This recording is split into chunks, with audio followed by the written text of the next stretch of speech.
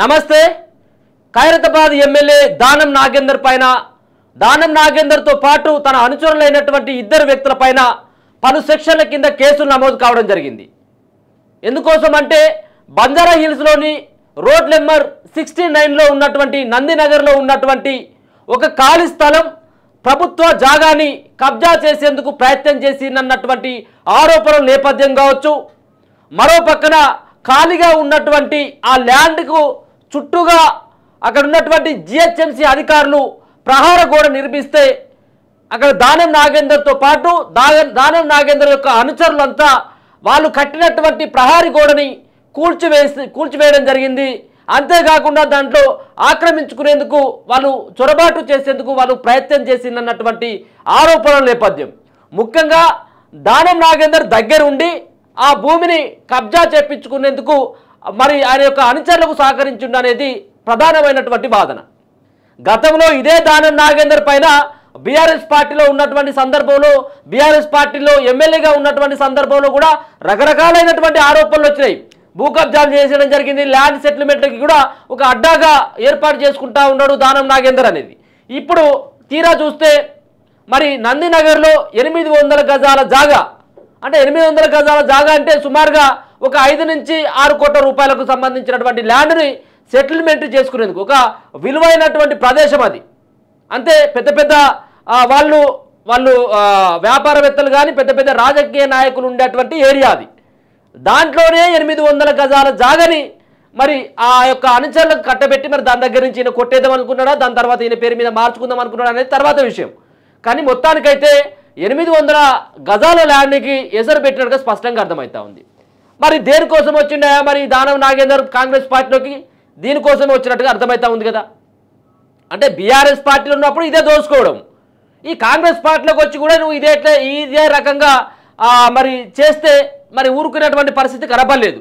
తీసుకుపోయిన పలు సెక్షన్ల కింద నువ్వు ఎమ్మెల్యే అయితే నువ్వు ఎంపీ అయితే ఉన్నది ప్రభుత్వ ల్యాండ్ని కబ్జా చేసుకున్నట్టయితే ఖచ్చితంగా యాక్షన్ ఉంటుందని చెప్పేసి అక్కడ మరి ఎవరైతే పోలీసు వాళ్ళు ఉన్నారో మరి వాళ్ళందరూ కూడా ఆయన పైన కేసులు పెట్టడం జరిగింది.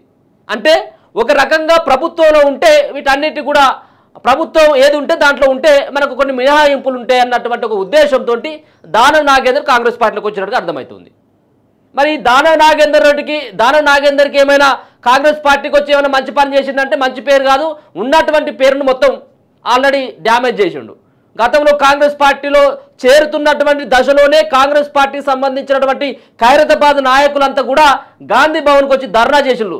అయ్యా వద్దయ్యా ఇటువంటి దొంగను చేర్చుకోకుండా ఇటువంటి ఈ యొక్క భూ కబ్జాదారుడు ఇక్కడ ఉన్నటువంటి సెటిల్మెంట్లకి మరి పేరుగాంచినటువంటి దానం నాగేందర్ని తీసుకున్నట్లయితే పార్టీ చెదిపోతుంది, మా చెదిపోతుంది కూడా అని చెప్పేసి గతంలో గాంధీ భవన్లో పెద్ద ఎత్తున కూడా నిరసన కార్యక్రమాలు చేయడం జరిగింది.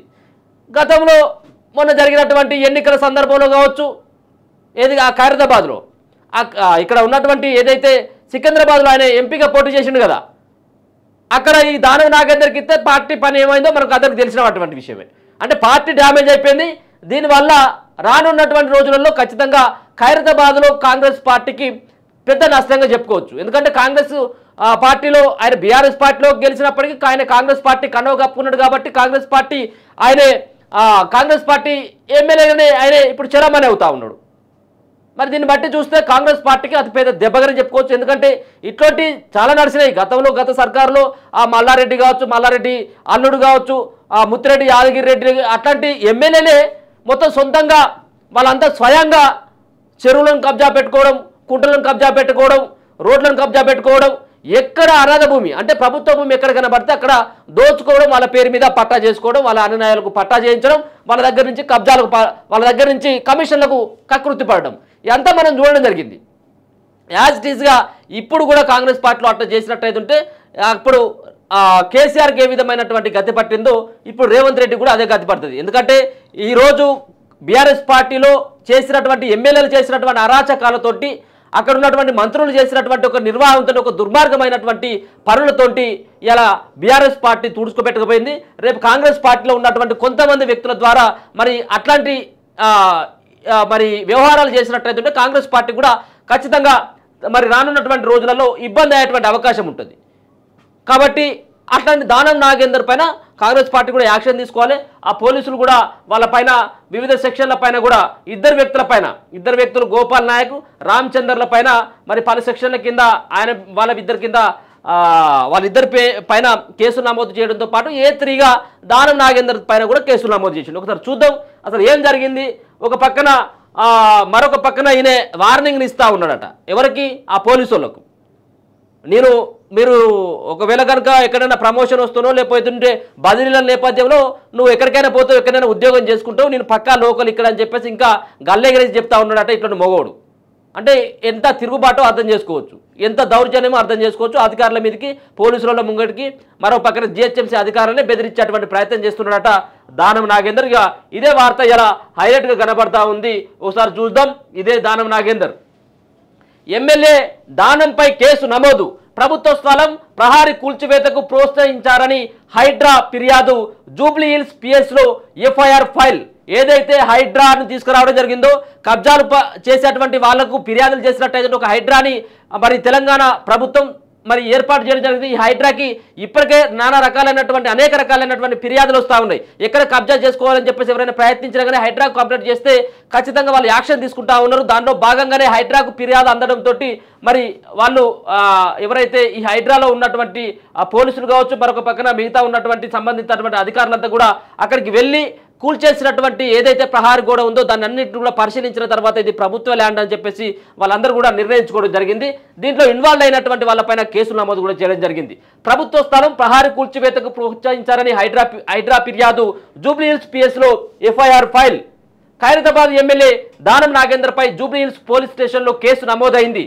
జూబ్లీ హిల్స్ రోడ్డు నెంబర్ 52లోని నందగిరి హిల్స్ హుడా లేఅవుట్లో ప్రభుత్వ స్థలం చుట్టూ నిర్మించిన ప్రహారిని పక్కనే ఉన్న గురుబ్రహ్మనగర్ బస్తీ వాసులు ఇటీవల దౌర్జన్యంగా కూల్చివేశారు. అయితే ఎమ్మెల్యే దానం ఘటనా స్థలంలోనే ఉండి బస్తీ వాసులను ప్రోత్సహించారని బస్తీ నేతలు గోపాల్ నాయక్ రామచంద్రన్ను ప్రోత్సహించి ఈ కూల్చివేతలు చేపట్టినట్లు హైడ్రా ఎన్ఫోర్స్మెంట్ ఇన్ఛార్జ్ వి పాపయ్య పోలీసులకు ఫిర్యాదు చేసిండు. ఈ కూల్చివేతల వల్ల 10 లక్షల ఆస్తి నష్టం జరిగిందని ఫిర్యాదులో పేర్కొన్నారు. వారిపై చర్యలు తీసుకోవాల్సిందిగా పాపయ్య ఫిర్యాదు చేయగా ఎమ్మెల్యే దానం, బస్తీ నేతలు గోపాల్ నాయక్, రామచందర్లపై BNS 189/3, 329/3, 324/4 read with 190 section 3 of PDPP act కింద మరి అనేక రకాలైనటువంటి ఒక 4-5 సెక్షన్ల కింద వీళ్ళందరి మీద కేసు నమోదు చేయడం జరిగింది. దాంట్లో ఎమ్మెల్యేకి ఏమి మినహాయింపే ఇవ్వలేదు.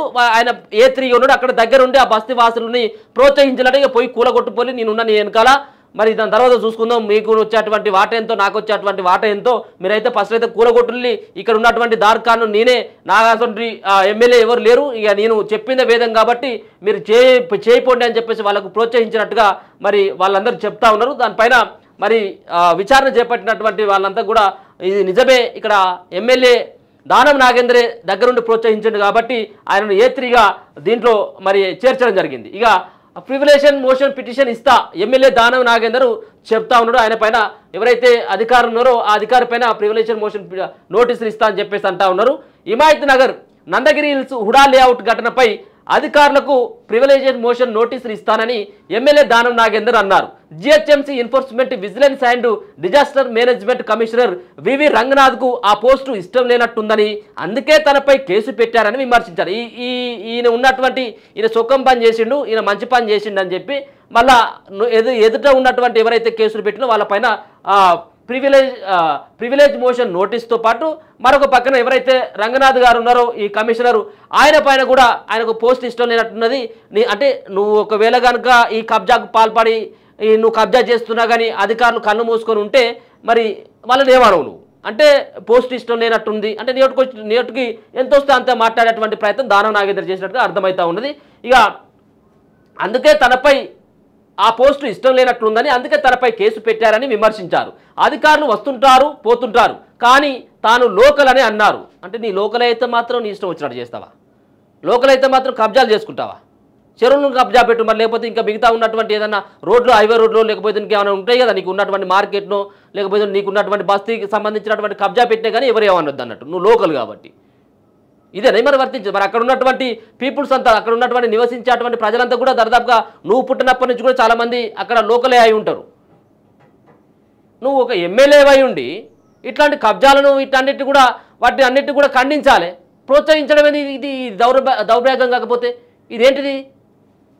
నేను ఇలా లోకల్ నేనేం చేసిన నడుతుంది, నేను ఎవరిని చంపిన నడుతుంది, ఎవరిని కోసిన నడుతుంది, ఎవరిని తిట్టిన నడుతుంది, ఎవరిని తన్నిన నడుతుంది అంటే కుదరదు, తీసుకుపోయి వాళ్ళు వేస్తారు. అంతే ఏముంటుంది?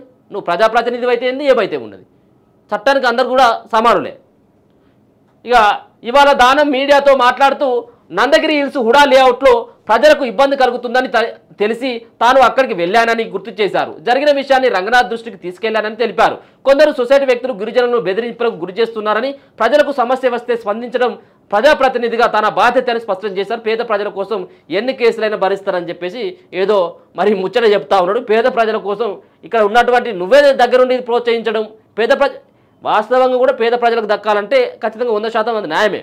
కానీ నువ్వు చేసినటువంటి వ్యవహారం అది మంచిదే. ఒకవేళ కనుక నువ్వు ఆడ ఎమ్మెల్యే ఉన్నావు కదా, అక్కడ ఉన్నటువంటి జిహెచ్ఎంసీకో లేకపోతే ప్రభుత్వం దృష్టికి తీసుకెళ్ళి అక్కడ ఖాళీగా ఉన్నటువంటి ఒక 800 గజాల ఆ ల్యాండ్ని వాళ్ళ పేరు మీద మరి అక్కడ ఎవరైతే చాలా ఏళ్ళుగా నివసిస్తూ ఉన్నారో వాళ్ళకు ఇవ్వాలని చెప్పేసి నువ్వు ఒక వినతి పత్రమో లేకపోతే ఒక ప్రెస్ కాన్ఫరెన్స్ పెట్టి చెప్పినట్టయితే నేను నమ్మేటోళ్ళు.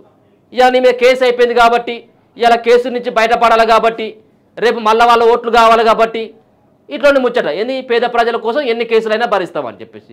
నేను అయినటువంటి కేసులలో ఇప్పటి వరకు ఉన్నటువంటి కేసులలో పేద ప్రజల కోసం ఏ కొట్లాటలు చేసినావో ఒకసారి చెప్పు, ఏ కేసులైనా నీ మీద. ఇదంతా కాదు, కేవలం ఇదొక వాళ్ళ యొక్క అనునయాల ద్వారా కబ్జా చేసుకునేందుకు ప్రయత్నం చేస్తున్నటువంటి కొన్ని అభియోగాలు వస్తూ ఉన్నాయి, కొన్ని వార్తలు వస్తున్నటువంటి సందర్భం.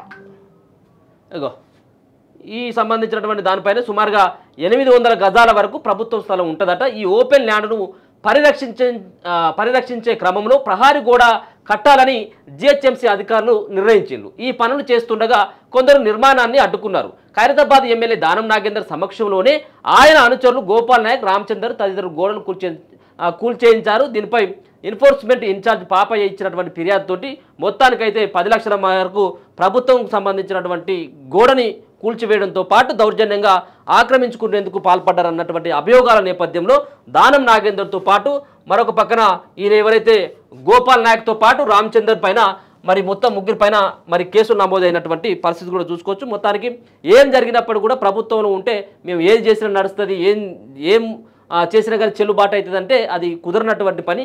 ముఖ్యంగా దానం నాగేందర్ పైన ఖైరతాబాద్లో విపరీతమైనటువంటి వ్యతిరేకత ఉన్నట్టుగా మనకు స్పష్టంగా అర్థమవుతా ఉంది. దీని ద్వారా పార్టీకి సైతం కూడా చెడ్డ పేరు వచ్చేటువంటి అవకాశం ఉంటుంది. దీనిపైన మరి ప్రభుత్వంలో ఉన్నటువంటి పెద్దలు ఏ విధంగా ఆలోచిస్తారు?